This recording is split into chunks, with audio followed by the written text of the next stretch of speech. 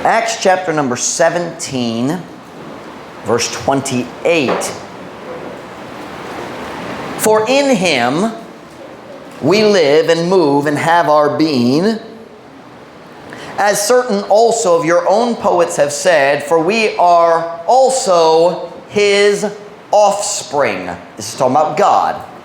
For as much then as we are the offspring of God, we ought not to think that the Godhead is like unto gold or silver or stone, graven by art and man's device.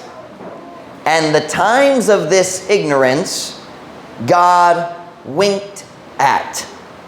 But now commandeth all men everywhere to repent. Kana nga phrase, winked at, gi-translate nila nga gipasagdan. That's probably about as close as you're going to get, meaning God just kind of ignored it. He let it go. Wala siya nagsilot diretso. Bisaya, kay diha kaniya, diha sa Diyos, kita nabuhi, og naglihok, og nakaangkon sa atong kaugalingon. Sa mga pipila, usab sa inyong kaugalingon nga mga magbabalak, nag-ingon, kay kita usab iyang kaliwat. Nan, sanglit kita man, kaliwa man di ay sa Diyos. Naipulong di ay sa Biblia. Di ay sa Diyos.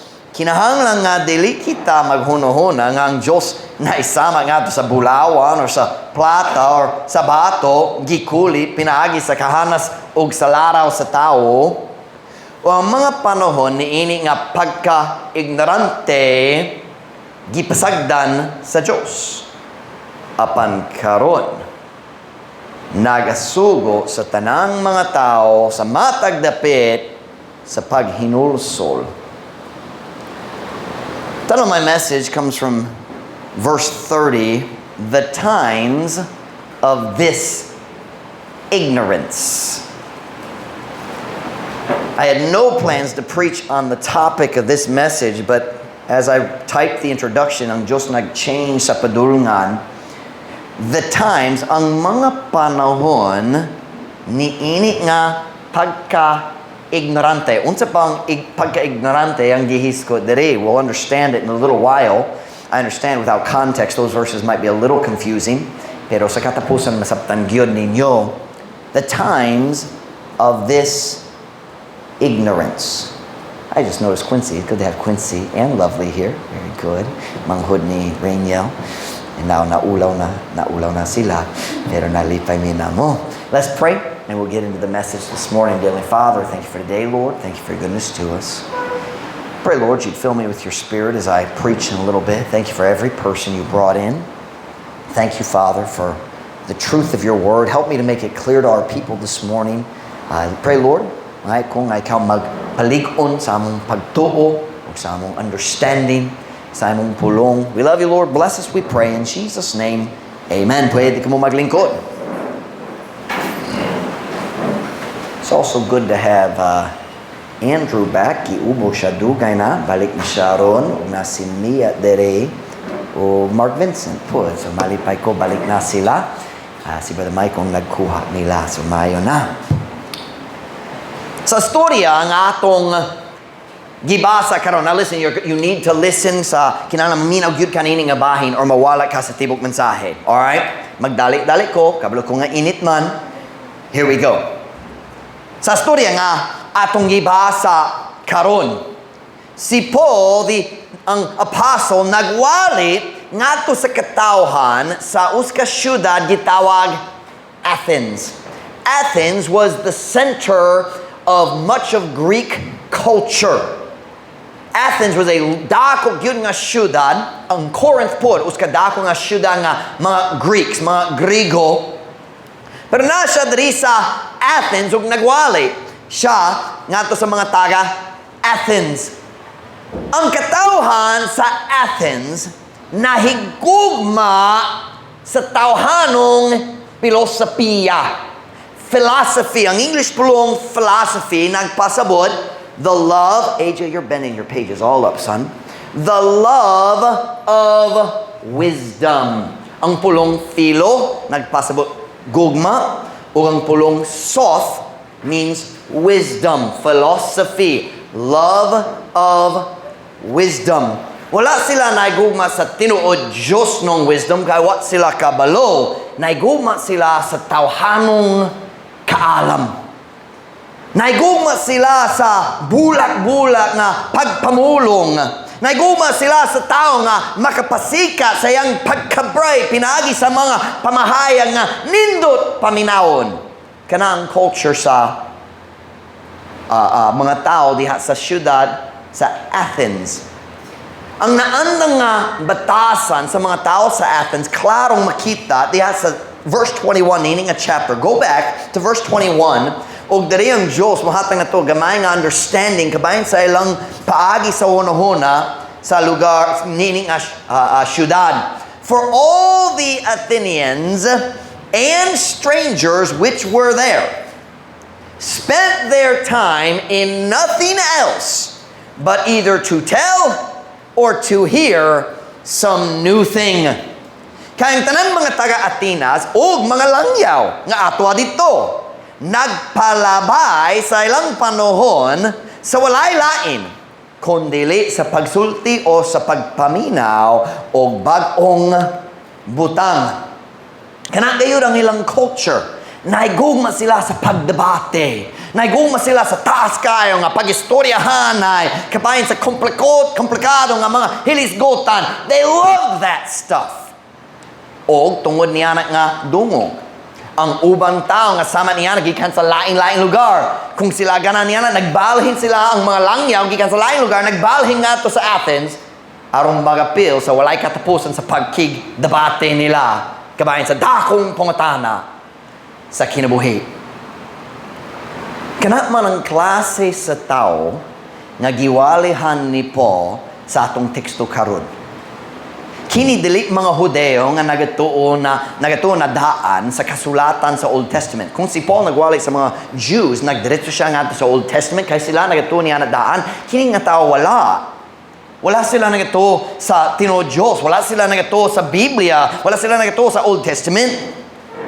Kini nga mga tao atubangan ni Paul, mga tigsimba og Diyos nga nag-isip sa ilang kaugalingon nga naglabaw sa tanan lain diha sa ilang pagka-bright ug kalibutanhong kaalam. Ug sila ang giwalihan ni Paul nini nga istorya.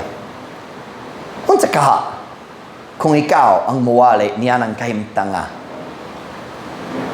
I just mispronounced that, but you understand. Unsa kaha kung ikaw mo tingdog panaglitan diri sa dapitan. Kung ikaw mo tingdog aron muwali sa mayong balita ug sa imong atubangan naay tanan teachers ug professors gikan sa State U. Ang pinaka-bright. Now, dili ang tanan teachers sa State U bright. Ay, pipi, never mind. It's a good thing Brother Nahum is good-natured. Pero ang pinaka-bright, ug dili sila ra na purang tanan doctors ug lawyers sa dapitan ug dupolog.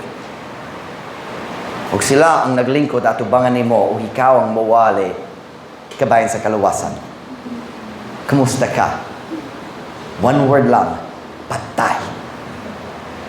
Kinsa mag-volunteer? Ako ready na ko magwali niya. No. Pero kana man, ug labaw pa ang kahimtang nga si Paul nag-atubang sa atong teksto karon. Kini nga mga tao nga walihan niya mga bright kaayo ug dugang pa sila religyoso kaayo pod. Kinsa ang tao nga lasud masharan kabayan sa kaluwasan? Ang mga tao nga bright o ang tao nga religyoso. Di ba? O ang usahayang tao nga dato. Pero kining and by the way, Athens was a wealthy city as well. Dato sila. Kung ikaw maglingkod-lingkod sa tibok adlaw, nga mag-istoryahanay lang kabayan sa bisan unsa, somebody's got money. Kaya kinahanglan magkaon gihapon. Kini dili mga pobre. Pero sila religyoso kaayo. Look with me at verse 16, Acts chapter 17 and verse 16. I'm going to keep drinking water.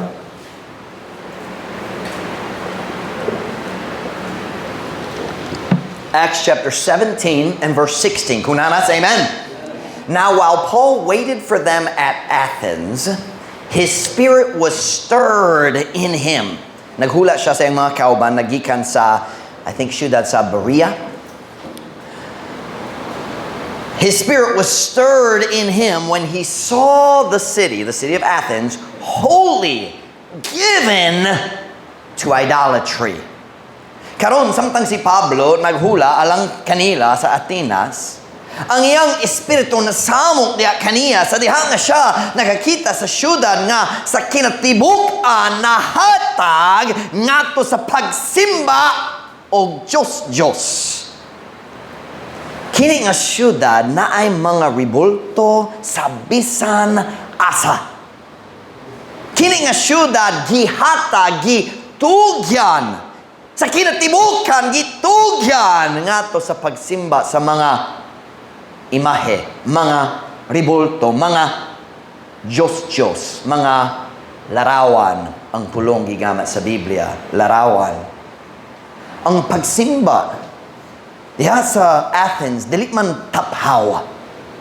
Sila kinasingkasin, nagsimba sa daghan mga larawan, daghang ribulto, daghang halaran, daghang templo. Kinasingkasin ang ilang pagsimba. Unta nga ang katawhan sa Diyos mag-ingana. Seryoso gyud sila. Ang mga tao niini nga syudad. Listen to this. True story ni. We're gonna see it in a minute. Ang mga tao niini nga syudad sa ingon nga religyoso nga sila nagsugod og kabalaka. Na sila ay daghang mga ribulto, daghang Diyos. Pero nagsugod sila og kabalaka nga basing nailaing Diyos nga wala pa nailhan nila. Busa, nagdesisyon sila nga maghimo og espesyal nga halaran, sa yung halaran, ang butangan sa mga sakripisyo, butanganan, og espesyal nga halaran aron maghalar og mga sakripisyo ngadto sa Diyos nga wala na ilhi. Walay joke. Look at verse 22. Tanaw ang iyang gisulti. Kini ang sinugdanan sa mensahe ni Paul ngadto sa mga tao. Then Paul stood in the midst of Mars Hill. Gitawag Mars because ang tao nagsimba sa Diyos sa Mars dito sa langit. Na tao nagsimba sa adlaw, na tao nagsimba sa bulan, na uban nagsimba sa lain-lain planets, Mars, Jupiter, uban pa. So I think that's why it's called Mars Hill. Kay kanang lugar sila naghalad sa sakripisyo ngadto sa Mars sa langit. Then Paul stood in the midst of Mars Hill and said, Ye men of Athens, I perceive that in all things ye are too superstitious. Unya si Pablo mitindog diha sa tunga sa bungtod ni Mars ug miingon, kamong mga tao sa Atenas, ako nakamatikon nga sa tanan mga butang kamo sobra ka matuo-tuohon. Verse 23. For as I passed by and beheld your devotions, meaning ang paagi nga kamo magsimba, your devotions. Ako, English. I found an altar with this inscription. So si Paul na yun. Samtang naglibot-libot ko, naglakaw-lakaw diri sa Athens, nakakita ko sa halaran, nakita ko sa halaran ninyo. O kini ang gisulat. I found an altar with this inscription, to the unknown God, whom therefore ye ignorantly worship, him declare I unto you. Kasaya, kay samtang ako miagi o mitanaw sa inyong mga devotion, ako nakakaplag og uskahalaran uban niini nga sinula ngadto sa wala na ilhan nga Dios. Ngadto sa wala na ilhan nga Dios. Busa, kaniya nga kamo sa pagkaignorante nagsimba, kaniya magpahayag ako nganha kaninyo. I'm just trying, nagsulay ra kong mupakita kaninyo karong buntag nga kining katawhan nagiwalihan ni Paul. Dili lang bright kaayo. Sila po mga religyoso gayod. Sila nagsimba sa tanan Diyos nga nailhan nila. Dayon nagsimba sila sa wala na ilhan sa Diyos. No, sobra kayo inyong, what's the word, matuutuhon. Grabe kayo. Huna. Unsa kaha? Kung ang tanan pangulo sa tanan simbahan sa dapitan ug Dapolo magtigom na dito sa cultural center sa dapitan. Ug ikaw ang tao nga ilang imbitahon nga mawali kanila. Kamusta ka? Patay gyapon. Pero kana man, og labaw pa. Ang kahimtang ni Paul sa atong teksto karon. Nagwali siya sa mga tao nga bright kaayo. Most of them adunahan, naigkwarta, what's the word? Kwartahan man. O religyoso kaayo. Wag sila man ang giwalihan ni Paul ni ini nga passage. Now, this morning, wala tayo time sa paghiskot sa tibok mensahe ni Paul kay kinahanglan ka makasabot gamay kabayan sa Greek culture. So wala tayo time niya kay di ko gana maghiskot tanan. I want to focus on the text. Pero klaro man nakitaan diri sa story nga si Paul nakasabot sa culture sa mga Greek. Nahibulo siya kung unsaon pagastorya aron ang iyang pulong modulo diretso ngadto sa kasing-kasing. He knew the language and he knew the culture. Turn with me to our text verse number 29. I think that's where we started. We start in 28, but let's start with 29 now. Acts chapter 17, verse 29. For as much then as we are the offspring of God. Mag-stop ta. None. Sangli kita mga kaliwa mandi ay sa Diyos. I want you to notice, wala siya nagamit sa pulong mga anak sa Diyos. He said, kitang tanan mga kaliwa sa Diyos. Why did he use the word kaliwa, dili anak? Simple kayo, dili ang tanan tao ang mga anak sa Diyos. Kitang tanan nagikan sa Diyos, siya nagmugna kanato, siya ang mihatag kanato sa lawas nung kinabuhi, pero dili kitang tanan mga anak sa Diyos. He chose the right word. Kung ang tao mubutang sa iyang pagtuo diha ni Kristo, mahimo na siyang usa ka anak sa Diyos. Pero kung ang tao wala pa nagato ni Kristo, nga namatay siya sa cross, kilubong, nabanhaw na, nagbayad siya sa tanan sa lahangtod sa kanturan, kung ang tao wala nagato sa mayong balita, sa kalawasan diyan ni Kristo, dili siya ang anak sa Diyos. The Bible says in John 1, ako rin mubasa para sa time, John 1 verse 12, but as many as received Him, that's Jesus Christ, to them gave He power to become the sons of God, even to them that believe on His name, which were born not of blood, nor of the will of the flesh, nor of the will of man, but of God. Apan ingon sa kadaghan, sa midawat kaniya, midawat ni Kristo, ngadto kanila nagdawat ni Kristo, ngadto kanila mihatag siya og katungod, or we could say kagahom, sa pagkahimong mga anak sa Dios. Bisan ngadto kanila nga nagtuo sa iyang ngalan, nga nangahimugso dili sa dugo, ni sa kabubuton sa unod, ni sa kabubuton sa lalaki, I think it'd be tao, apan sa Dios. Kung ganahan kang mahimong uskanak sa Diyos, kinahanglan kang ipanganak, pag-usab. Wala siya naggamit sa pulong anak. Si Paul, tinuyong, wala may gamit sa pulong anak, iyang gigamit ang pulong kaliwa. He said, siyempre, kung kitang tanan, mga kaliwa sa Diyos. What's he mean by that? He's simply saying, kita nagikan kaniya, wala siya nagikan kanato. Siya ang tigmugna, kita ang minugna. Look back with me again at Acts chapter 17, verse 29. For as much then as we are the offspring of God, we ought not to think that the Godhead is like unto gold, or silver, or stone, graven by art and man's device. None. Sa tingin yung batanong ang pulong sanglit. Sanglit na idea, tungod niya nga gihiskot na kini ang resulta, kinahanglan ta maghimo niini nga decision tungod niya dito. Sanglit. Tungod man, it's very similar to tungod. Magpunto nga to sa resulta, so kabutang gihiskot na.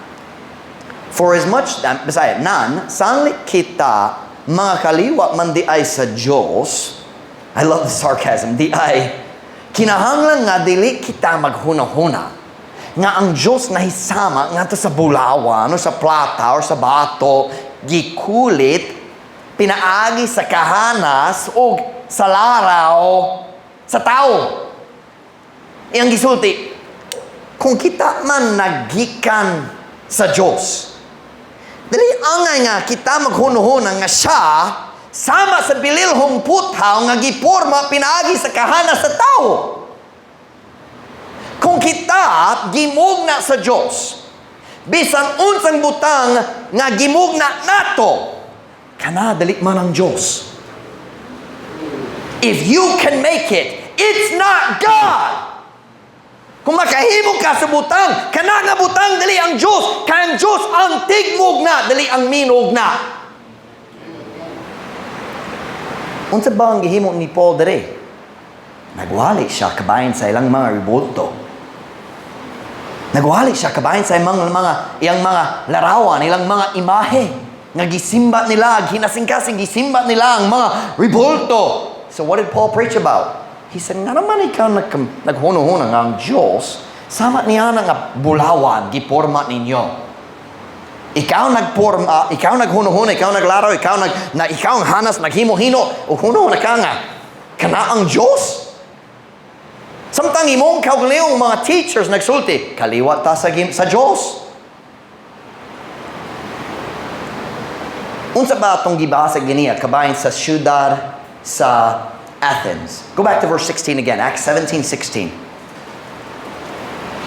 Unsay nakit-an ni Paul sa diag bago pa siya nagabot sa Athens. Acts 17:16. Now, while Paul waited for them, nagula sa kauban, at Athens, his spirit was stirred in him when he saw the city wholly given to idolatry. Ang iyang espiritu nasamok diya kaniya sa diya nga siya nakakita sa syudad nga sa kinatibukan na hatag nga to sa pagsimba o Diyos. Nakakita siya sa ilang mga ribulto, sa ilang mga imahe, sa ilang mga paghatag o sakripisyo nga to sa mga idols. Kung diretso siya nahibalo, nga kana magbabag kanila gikan sa pagdawa sa tinuod nga Diyos. Busa, unsa bayang gibuha, nagwali siya diretso kabahin sa ilang mga ribulto. He's asking the question, nga naman nga kamo naghuno-huna, nga ang tinuod nga Diyos, na ibisan unsang kalabutan sa mga ribulto, nga kamo naghimo. Wala'y pareho diya kanila. Then look what he says in verse 30. Go back to verse 30. So in verse 29, nagwali siya kabahin sa ilang mga ribulto, sa ilang mga larawan, sa ilang mga imahe. And then look what he says in verse 30. And the times of this ignorance, God winked at. Ug ang mga panahon ni ini nga pagka-ignorante, gipasagdan sa Diyos. Unsang topic niini nga sermon? Mga images, mga ribulto. Ug unsay pulong gigamit ni Paul alang sa mga tao, alang sa tao nga maghimo, magsimba, maggamit sa mga ribulto. He called it ignorance. Pagka-ignorante. Paul looked at their images and he said, dugay na, sukad sa almost the beginning of the world, naay tao nag-ingana, nagsimba sa mga larawan, mga ribulto. Paul says, that's ignorance. Ignorante, walay kahibalo ang tao mag-ingana. Paul is saying, kung nagato ka, nga kana nga ribulto, makatabang kanimo, makakuha og panalangin alang kanimo, makatabang sa imong kinabuhi. Kung nagatugyod ka niyana, ikaw usa lang ka ignorante.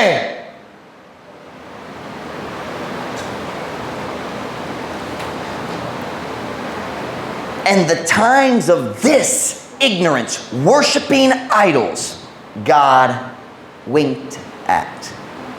What does that mean? Si Paul nagsulti, sa wala pa si Kristo namatay sa cross. Ang Diyos wala diretso naghukam sa mga nasod nga naghimo og mga ribulto. Kay kabalo siya nga sila mga ignorante. Wala sila kaila kaniya. So taas siya sa presensya. He didn't judge it immediately. Now, syempre, di sa Old Testament, na daghang panahon ng Diyos naghukom sa sala. But He waited. He was patient. He winked at it. Kind of like a parent who's naibata nakasala. And the parent's like, yeah, I know. Kana. He's saying he put up with it. Nagagwanta siya sa ilang batasan. Wala siya diretso naghukam. Sila, kanang mga tao diha sa lukop sa Biblia, nga naghimo sa mga idols. Sila gitawag ang mga pagano. Sa English, heathen, pagan. Ang pulong pagano nagpasabot, si bisang kinsang tao nga wala nakaila sa tinuod nga Diyos. Ang mga pagano, lukop sa Old Testament, naghimo sa mga ribulto, tungod kay sila wala nakaila sa tinuod nga Diyos. Ignorante sila. O ganahan kong mupahayag karong buntag. Every child, look at me. Matag bata, matag batanon, tanawa ko. Si bisang kinsa karon nga maghimo o magdawat o magampo ngadto sa mga ribulto, wala siya nakaila sa tinuod nga Diyos. Pagka-ignorante ang gitawag kana sa Diyos. The Bible says in Exodus 20 verse 4, why don't we turn there? Exodus 20 verse 4 and 5. Exodus 20 verse 4 and 5.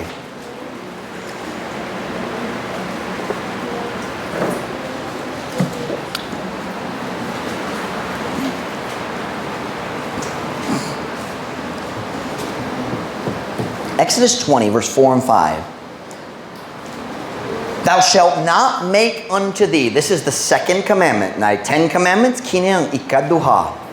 Thou shalt not make unto thee any graven image or any likeness of anything that is in heaven above, or that is in earth beneath, or that is in the water under the earth. Thou shalt not bow down thyself to them, nor serve them. Notice that phrase, bow down, nor serve them.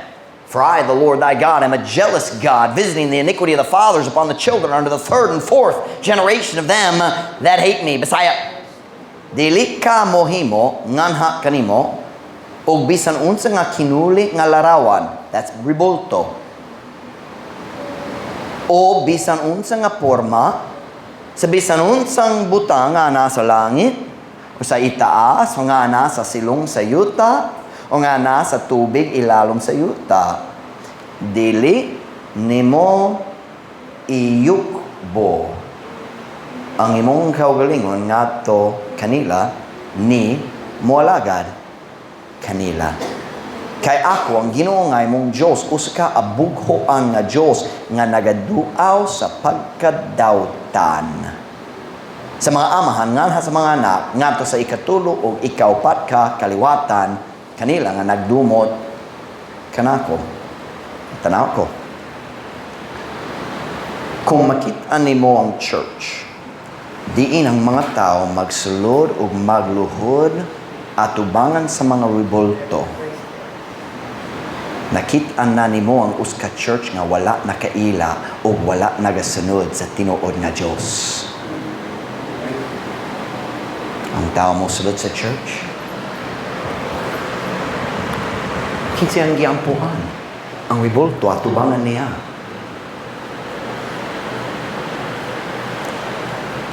Mary, please pray for us.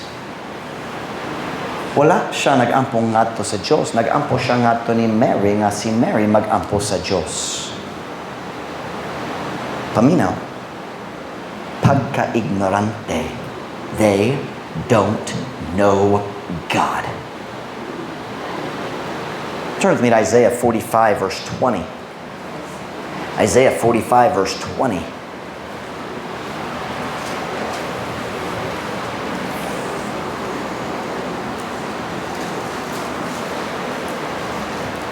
Sukar, ang halos sa sinugdanan sa kalibutan na mga tao nagsimba sa mga larawan o kanunay ang ebidensya nga ang tao wa kaila sa Ginoo. Isaiah 45:20. Kung nasa amen? Assemble yourselves and come.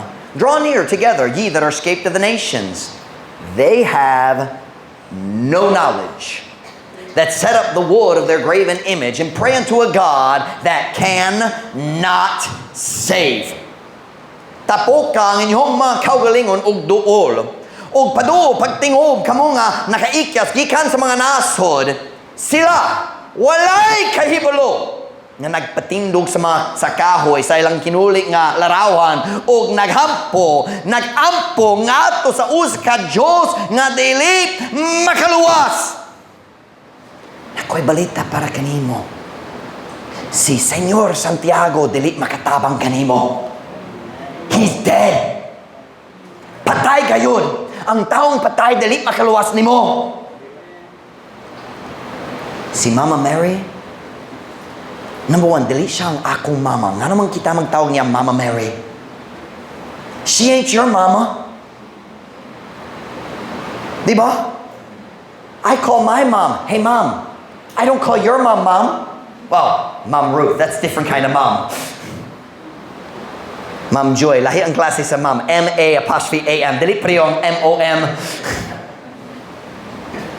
Dili siya Mama Mary. Well, tinuod, inahan siya si Jesus na pailaing 6 anak pod. Unong kabuok ang ikso ni Jesus. Kika ni Joseph.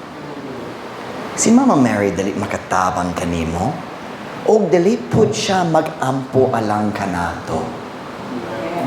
Mary doesn't pray for us.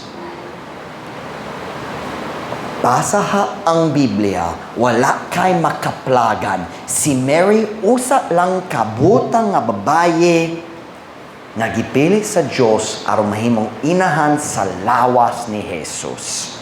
Dili siya ang mama sa Diyos. Siya ang mama sa lawas nung abdahin sa kinaiya ni Jesus. Pero dili siya ang mama sa iyang pagka-Diyos. Siya usa lang kabutang nga babae, putlit siya, limpyo ang iyang kinabuhi, pero kinahanglan siyang maluwas sama kanato.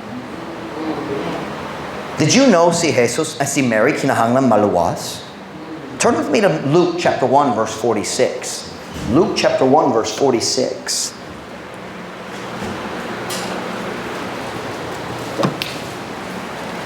Luke chapter 1 and verse 46.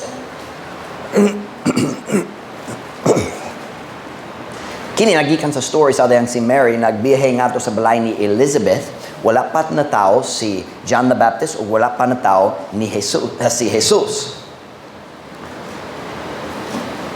Luke chapter 1 verse 46. Kunanas, amen? And Mary said, my soul doth magnify the Lord, and my spirit hath rejoiced in God my Savior. Ug ang akong espiritu nagkalipay diha sa Dios nga akong manluluwas. Paminaw, ang mga magsasala lang nanginahanglan sa manluluwas. You say, well, Pastor Mike, Jesus is our Savior. Yes, and Jesus is God, and God is our Savior. Yes, Isaiah, God says, ako ang manluluwas o walay laing gawas nako. Diya sa Titus, matag chapter, naggama sa pulong, ang Diyos nga atong manluluwas o si Jesus nga atong manluluwas. Paminaw? Si Mary, wala mitabang ni Jesus diha sa pagluwas kanato. Kinahanglan siya nga si Jesus muluwas kaniya. Walay kahibalo silang tanan nga moampo ngadto sa Dios nga dili makaluwas. Let's go back to the book of Acts. Acts chapter 17, atong story, ang mensahe ni Paul. Acts chapter 17 and verse 30.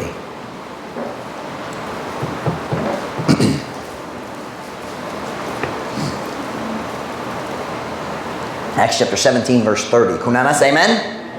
And the times of this ignorance God winked at, but now commandeth all men everywhere to repent.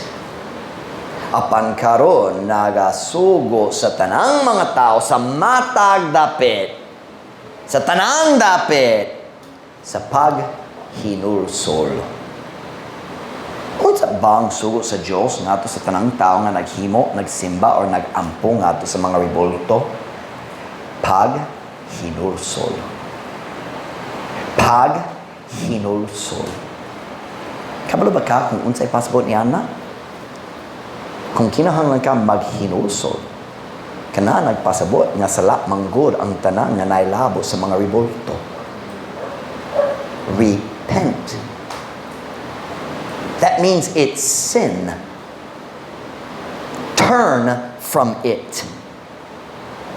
Sama nga ang bakakon, kinahanglan mo sa likway sa pagpamakak. Ang taong naay mga rebulto, kinahanglan mo sa likway sa ayang mga rebulto.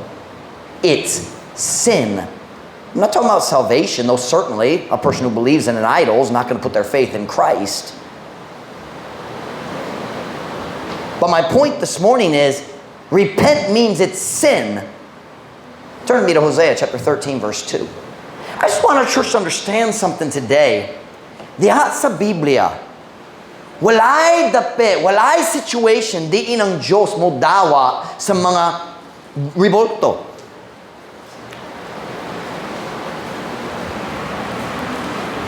I know na ay mga decorations gibutang dito sa tabernakulo, na ay mga cherubim gibutang sa mga walls, gitahi diha sa mga pero kanaway labot sa pagsimba. Walay halad nga niya na. Hosea 13:2. And now they sin more and more, and have made them what? Molten images of their silver, and idols according to their own understanding. All of it, the work of the craftsmen. They say unto them, let the men that sacrifice kiss the calves. Og karon sila nakasala sa dugang og dugang pa. Og mihimo kanila og tinunaw nga mga larawan sa ilang plata og mga Diyos sumala sa ilang kauglew nga pagpanabot tanan ni ini buha sa mga taong hanas. Sila nagsulti may tungod kanila. Tugot yang mga tao nga nagsakripisyo muhalok sa nating mga baka. I want you to notice, sila nakasala sa dugang ug dugang pa.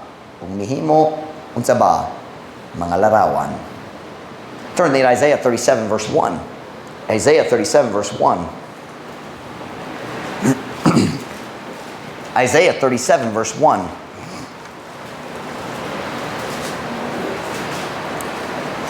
Isaiah 37 verse 1. Kunanas, amen. For in that day every man shall cast away his idols of silver and his idols of gold, which your own hands have made unto you for a what? Sin. Nakita ninyo? Isaiah 31:7. I'll give you another minute. For in that day every man shall cast away his idols of silver and his idols of gold, which your own hands have made unto you for a sin. Unsa bang paghimo sa mga larawan para sa relihiyosong katuyuan? Sin. Sala. O kay niya ng adlaw ang matagtaw mo itsa sa mga Diyos nga plato, nga mga Diyos nga bulawan, nga ang inyong kaugalingong mga kamot mihimo, nga na kaninyo alang sa usa ka sala. Sala. Paminaw, kumukita ka sa balayo, dito sa kanto, dali kanto, sa corner, dito sa kanto, sa lote. Suhok, diya sa suok, na blue ug white na gamay nga shrine. O si Mama Mary nagtindog sa sulod.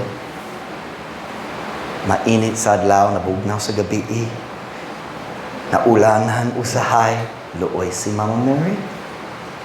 Do you know what God calls that? Sin. Titol sa Ilihan Hill nga dapit, dako gyud ang shrine ni Mama Mary. Sin. It's sin. I know. Ang tao mo suli, oh, Pastor Mike, kami nga mga Katolika, dili ni sama sa mga Hindu, dili ni mag-ampog yun nga to sa revolto. Well, number one, yes they do. That's just a straight up lie. Pero kanang gisulti, oh, wala mi nag-ampong nga to sa revolto.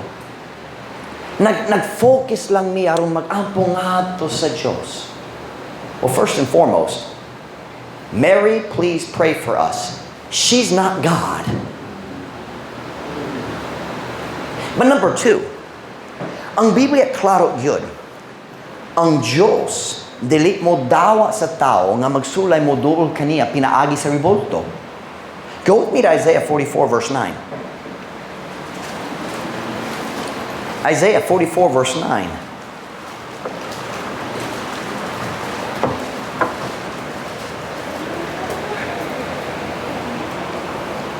Isaiah 44 verse 9. Kunanas, amen.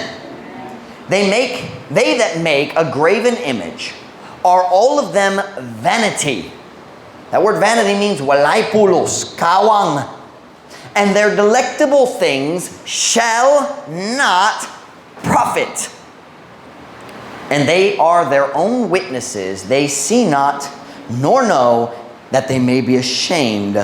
Verse 10, who hath formed a god, little g, or molten a graven image that is profitable for nothing. Pasaya, verse 10.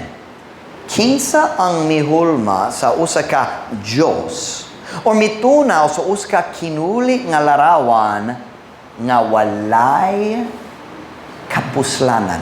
O kini mutabang na ko magduo sa Ginoo, ang Diyos musulti, walay kapuslanan. Oh, I just feel closer to God. And God says, I don't feel it. Nag-feel ka? Ako wala. Ay daghang relasyon sa maniyana sa mga public schools. Ang usa na nahigugmag yun ang lain. Ako di kayo. Di ba? Kanang kaimtang sa mga tao mo gama sa mga larawan. I just feel close to God, and God's feelings are deceitful. Walay kapuslanan. Kamo nga sa una nagsimba sa Katolika. Let me ask you a question. Pila ka panahon nagsulod ka sa church dere og si Pastor Mike nagwali, basa ang imong Biblia! Basa ang imong Biblia! Basa ang imong Biblia! Pila ka panahon? Dagan. Diba? How many times you heard the Catholic priest preach that? Pila ka panahon nakadoon Catholic priest magwali, basa ang Biblia. Dili sila ganahan ikaw mo basa sa Biblia. Kaya kung ikaw mo basa sa Biblia, mukaton ka na ang Diyos nagdumo sa matag ribulto diha sa lud sa ilang church. Kung naay Katolik ka, musuguro basa sa Biblia, naay daghang pangutana mo danga sa iyang hunuhuna. Kanamo rason diha sa panahon nga ang Catholic Church nag-control sa Europe, bawal ang pagbaton sa imong kaugalingong Biblia, o kung nakay bisan mga gamay nga bahin sa Biblia, mapriso ka. Sila naay Biblia sulod sa Catholic Church o nagkadina sila sa Biblia ngadto sa pulpit aron walay tao makagamit.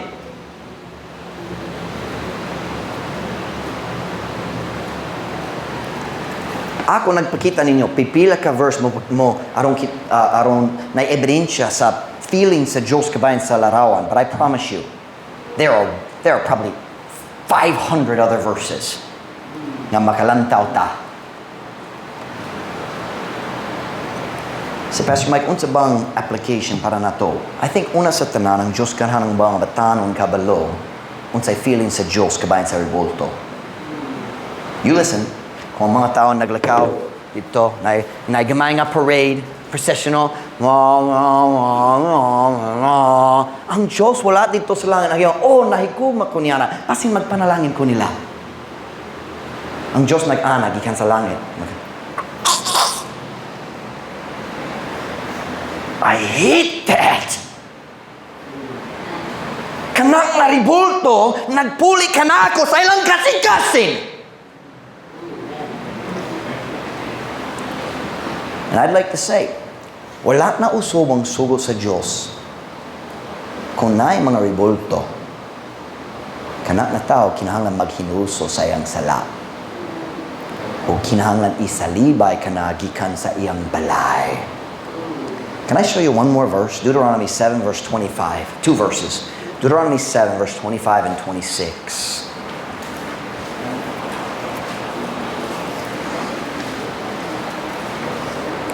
Deuteronomy chapter 7 verse 25 and 26.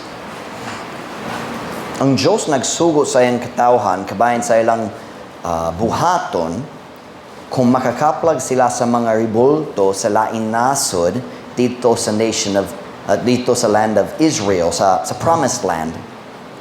Kanang mga tao silang tanan nagsimba sa mga ribulto o kinang sugo sa Diyos kabayan niya na. Deuteronomy 7 verse 25. Kunana sa amen? The graven images of their gods shall ye burn with fire. Thou shalt not desire the silver or gold that is on them, nor take it unto thee, lest thou be snared therein. For it is an abomination to the Lord thy God. Ang kinuli nga mga larawan sa ilang mga Diyos, inyong sunugon, pinaagi sa kalayo. Dili ka mo tingwa sa plata o bulawa nga na diha kanila, ni mo kuha niini nga alang kanimo, aron dili ikaw malitag diha niini. Kay kini usa ka dulumtanan ngadto sa Ginoo nga imong Dios. Look at verse 26. Neither shalt thou bring an abomination into thine house. What is the abomination? Ang mga ribulto sa kaaway sa Diyos. Neither shalt thou bring an abomination into thine house, lest thou be a cursed thing like it. But thou shalt utterly detest it, and thou shalt utterly abhor it, for it is a cursed thing.